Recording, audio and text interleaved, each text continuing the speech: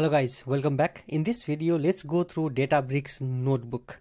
I have created the videos in Databricks. For example, these 30 days of Databricks.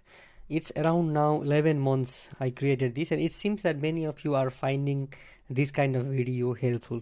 So what I decided to do now is, because there are so many features being introduced in Databricks, I will start with the Databricks notebook. In this video, as you can see here, I will be walking you through end to end what Databricks notebook can be useful of, and what are the new functionalities that Databricks had introduced into the Databricks notebooks, so that it looks simple but then it's quite powerful.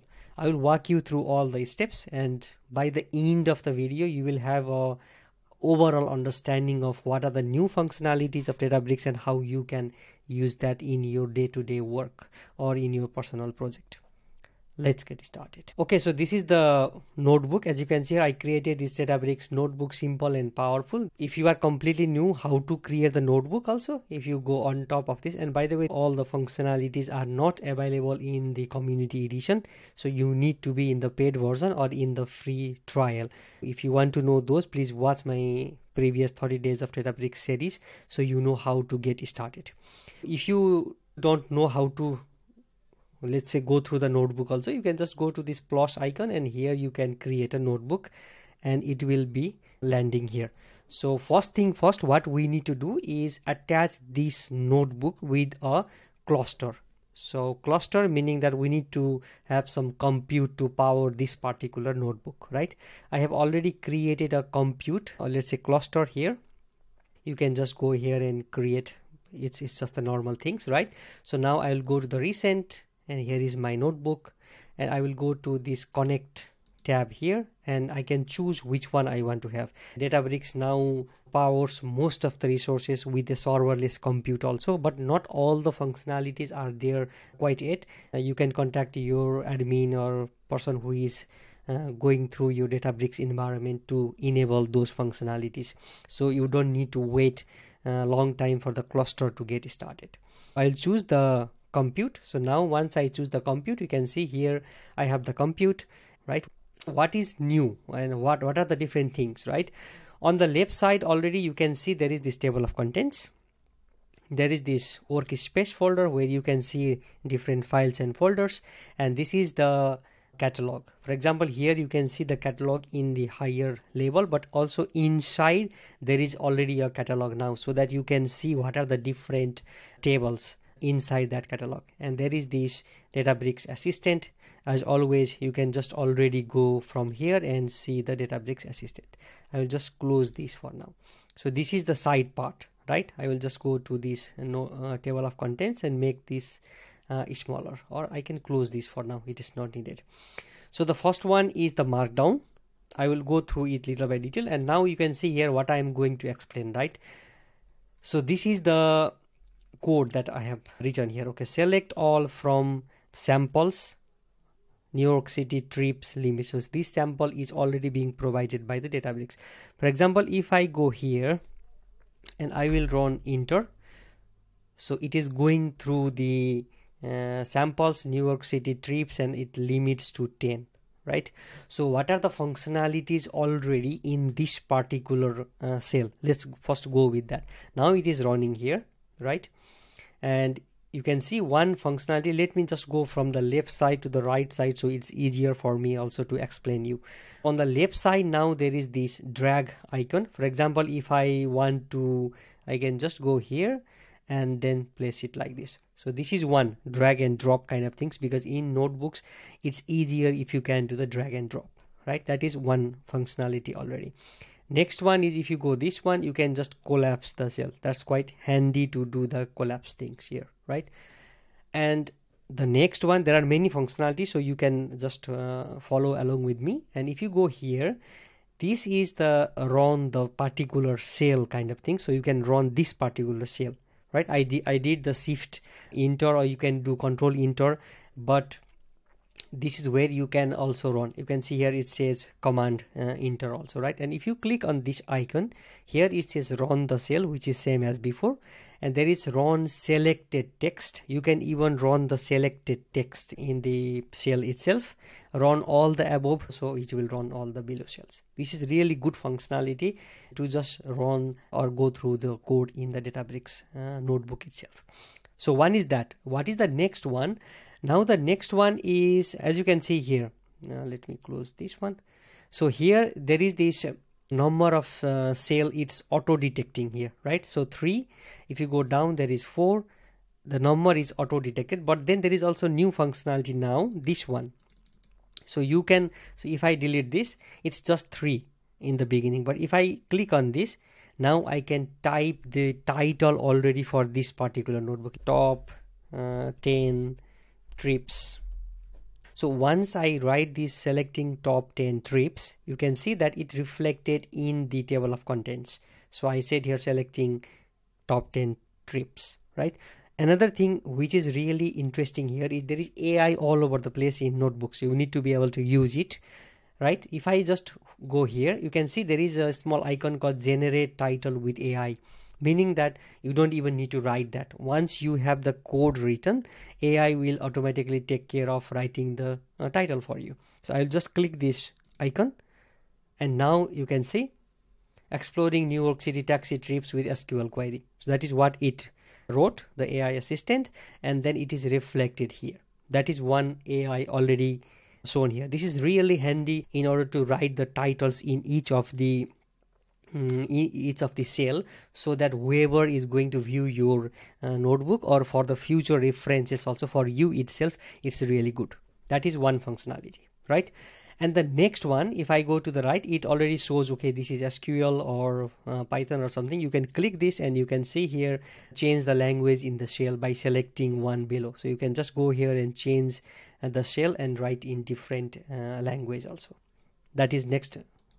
And then here there is already the Toggle Assistant. I will go to this a little bit later, but you can see that there is already a thing called Toggle Assistant, and then already you can ask something here. I will just go through this a little bit later. And then this is really good functionality.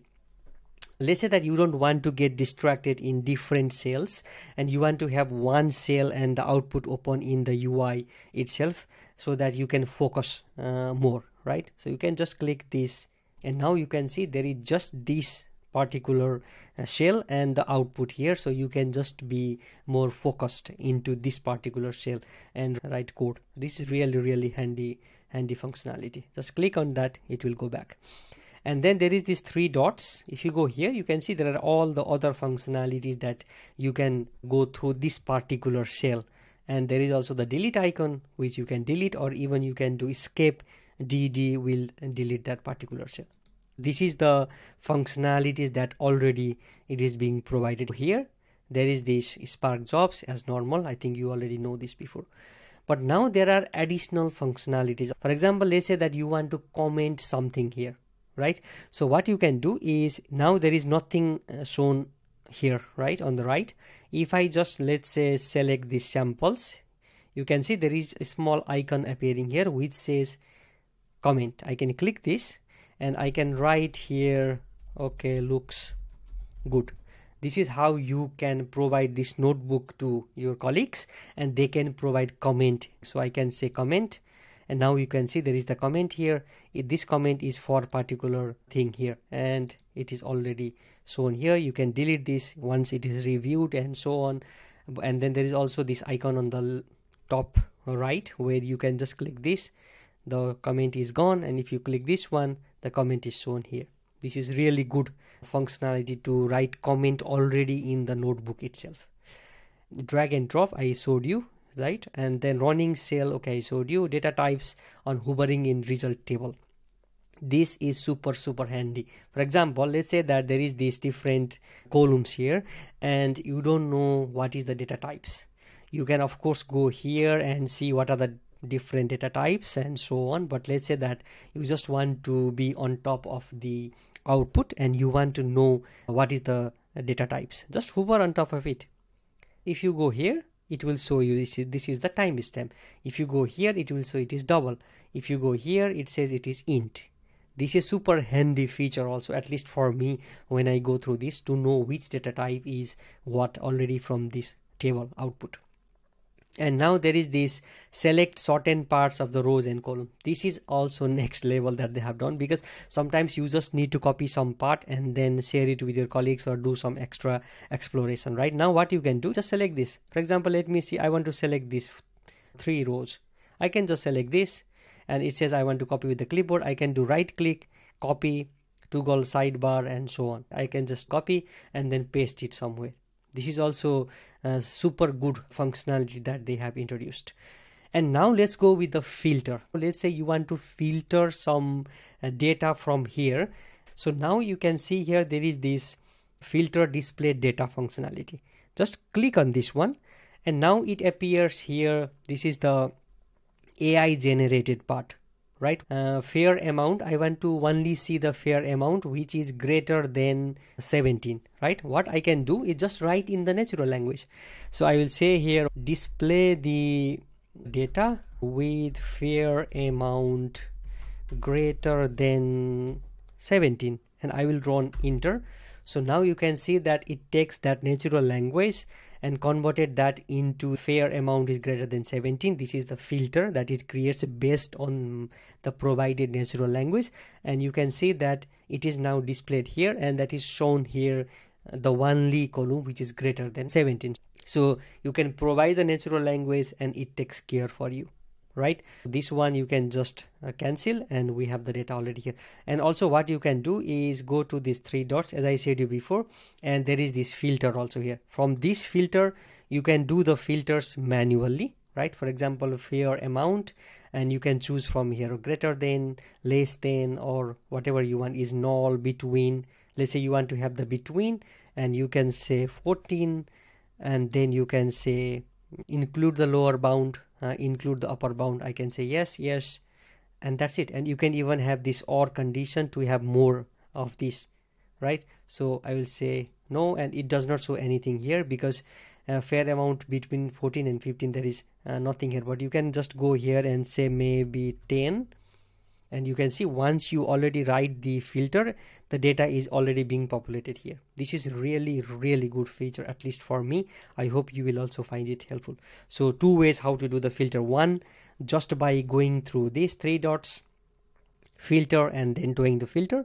The next one is clicking this also, filter display. By the way, when you create the filter, it will be showing here 1, 2, and how many filters you have. For example, I can go here, I want to go with the fair amount which is greater than 5. For example, you can see all are greater than 5, and once I do this, you can see there is one filter already being shown here. So you know what filter it is, and you can just cancel from here, so it is removed. I am focusing mainly on the filter part because this is where you will be spending so much time in doing the filter of the data here and there, right?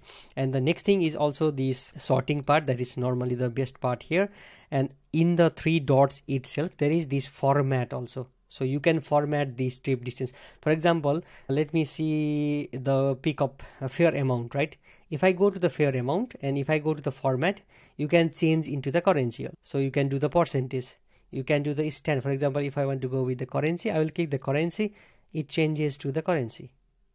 And also the good part is what currency you are going to have, the dollar or other different euro or some other different things. So it is already being shown here. And then what you can do is from here again, go to filters and you can say none, same as before, it's there. So this is the simple but powerful filtering tool that is being provided by Databricks in the Databricks notebook itself, right? So yeah, I showed you all the different things. I hope this was really helpful in the sale part itself. Now let's go to the next one. So the next one is Auto SQL language switcher. If you have followed my previous video and if you are using Databricks, you know that you need to provide or you can write different language code. So this is how you can write SQL code inside the Python notebook. But now you don't need to provide those SQL things. I will remove these SQL things here. Now it is Python, right? As you can see here, it is detecting Python because this is the Python notebook. I will just go here and write select space, and you can see there is already a auto completion happening there. I will do star, and now it says that this is a SQL shell, so you don't need to write specifically the SQL shell. So I will just do Control V, and then I will just run this. I want to show you now about the Markdown. This is really good functionality. For example, if I do double click, you know that this is a Markdown with %MD, right? But now there is the thing called show preview. If you click this, you can see it is already being shown here when you write. For example, if you go here and if you write this, it is already shown here in the preview itself, right? This is really good functionality with the preview. And the next one, how to write the heading. Let's say that you want to write a heading here. So how would you write before? You need to go, okay, 1 hash or is it 2 hash or something like that, right? But now the good part here is, as you can see here, there is this bold, italic. If you want to write the code, if you want to write the link also, it is linked there.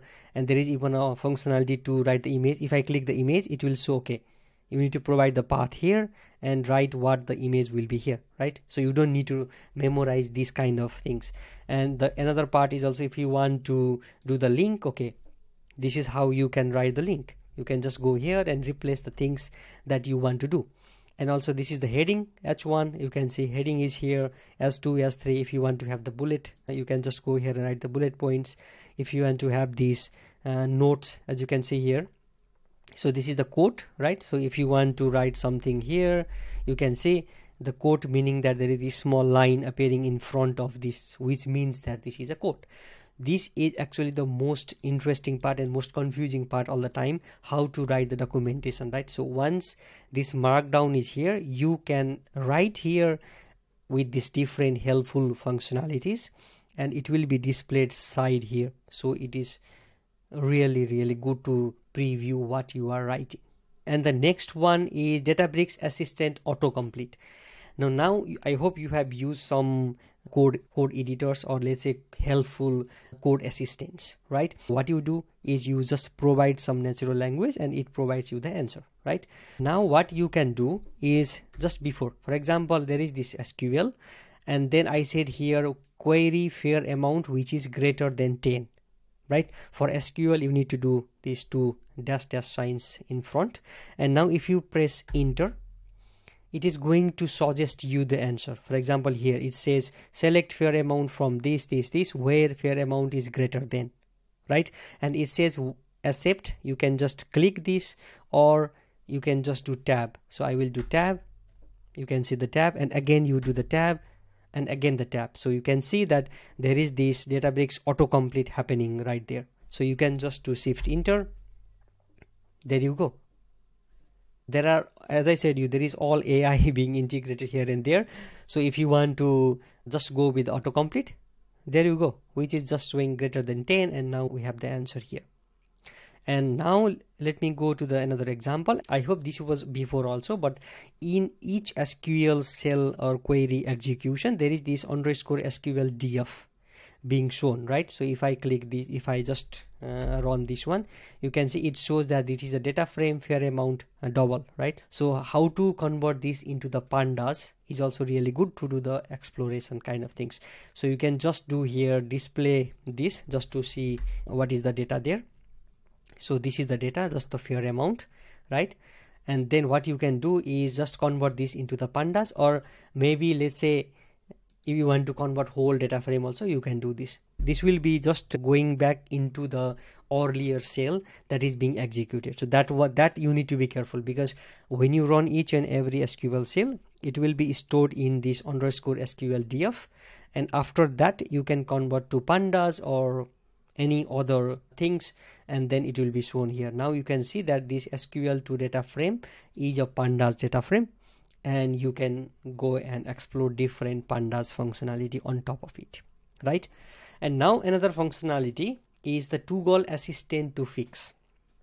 So here what I'm doing deliberately is our data frame name is SQL to pandas, right? To panda only. So if I run this, you can see that it will throw us the error, right? And automatically, if you notice there, the Databricks assistant pops up automatically for us to help, and it says here, okay, the error message indicates the variable this is not defined, or so on, right? So this is the suggestions that it is showing.